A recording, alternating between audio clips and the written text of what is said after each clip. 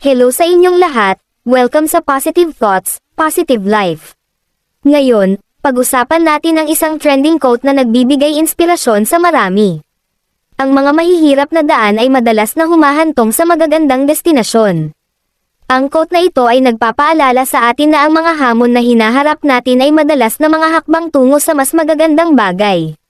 Punong-puno ng mga pagsubok ang buhay.